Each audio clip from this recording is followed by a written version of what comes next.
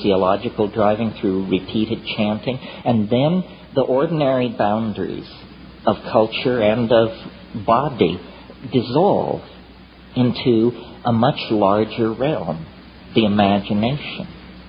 And it is this imagination that I think is the place to put our attention. The imagination is a dimension of non-local information. Quantum physics is now moving towards securing the idea that in some kind of a mathematical superspace, all particles in the universe maintain a kind of super state of connectivity called Bell's non-local connectivity. What this means to me is that the imagination is literally another dimension, a dimension that is non-local. Now, the mind, the animal mind, the human mind, the Paleolithic mind, evolved as a master coordinator of sensory data coming into the body from the senses about the level of threat and danger in immediate three-dimensional space. That's the mind's evolutionary function, to preserve the body, to preserve the genetic stream of unfolding by detecting and avoiding threat. And so our minds have evolved in the same way that water takes the shape of its container.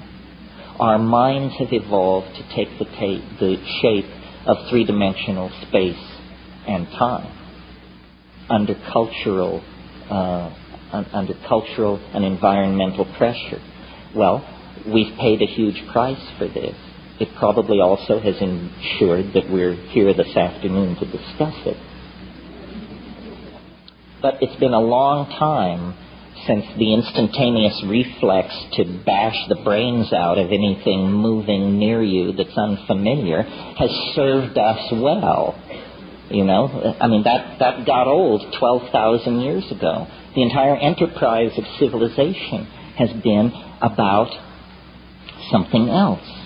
The felt presence nearby, ineffable, unsayable, but uncannily penetrating of beauty, of mathematical connectivity, of supernatural power. And so these are the things, the exploration of which, the singing about of which, make us human beings. The exploration of the universe of the unseen is the business of human beings. It's why we are the way we are. It's why we will be the way we will be. It's how we got where we are. How is it done? It's done by dissolving ordinary cultural boundaries, by perturbing consciousness, and by paying careful attention to the results and attempting to build models therefrom. Now, in the last few thousand years in the West, this enterprise has been tamed by priestcraft, which combines the enterprise with judicious politicking and a certain amount of ass-licking. Before that, the enterprise was untainted by such secular concerns. It was full force forward into the unknown. And this is the great era of shamanism. And what is shamanism but philosophy with a hands-on attitude? Philosophy not made around the campfire, but philosophy based on the acquisition of extreme experience. That's how you figure out what the world is, not by bicycling around in the burbs, but by forcing extreme experience. The reason people refer to psychedelic endeavors with the vocabulary of travel, taking a trip, and so on, is because that is an extreme endeavor. It's the same endeavor. It's the leaving behind of the values of your own culture. You know, take nothing but a change of clothes fly to Benares and take up residence at Dasasamid Ghat among the Charas sadhus, and I guarantee you, whether you resort to psychedelics or not, you will experience boundary dissolution, a reorienting of categories, and a reframing of your perspective on your life and your being.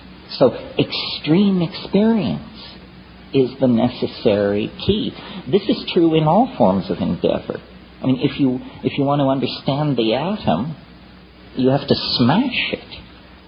Sitting around looking at it, it will never yield its secrets.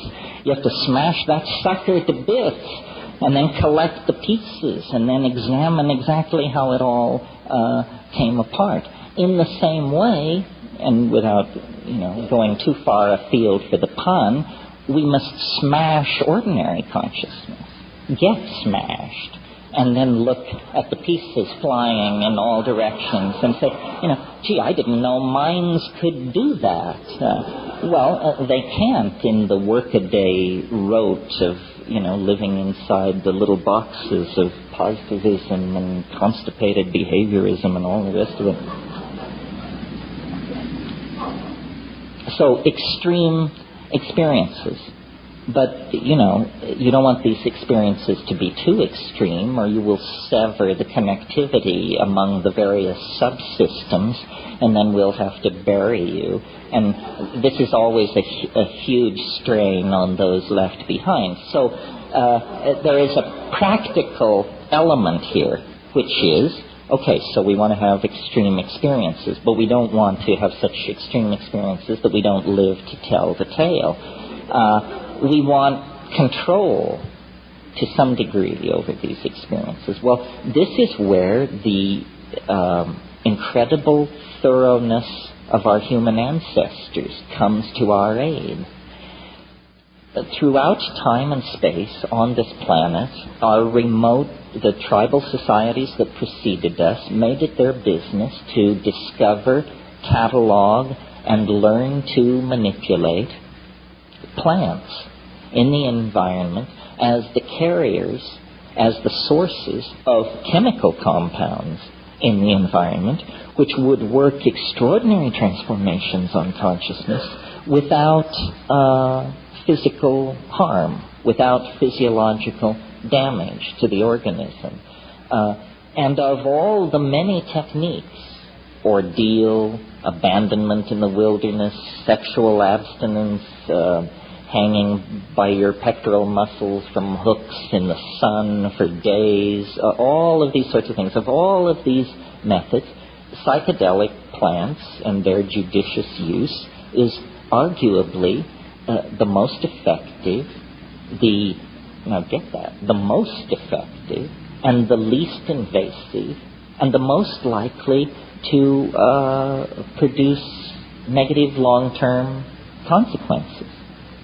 Well, this was not news or even controversy anywhere in the world until within the confines of the 20th century, basically. The presence of these substances and plants began to alarm the order-keeping forces of the high-tech industrial democracies. Issue separate from the issue of stimulants and depressants. It's an issue separate from the issue of addiction and dependency. These things are not stimulants or depressants, and they do not cause addiction or dependency. What they cause is what I'm advocating, a fundamental revaluation of cultural values. Because culture, as we're practicing it currently, is causing a lot of pain to a lot of people and animals and ecosystems, none of whom were ever allowed to vote on whether they wanted this process to go in this direction. We do not feel what we are doing. Remember, I spoke about the primacy of the felt moment of experience. If we could feel what we are doing, we would stop doing it. But between us and the consequences of our action, there are endless veils of political rhetoric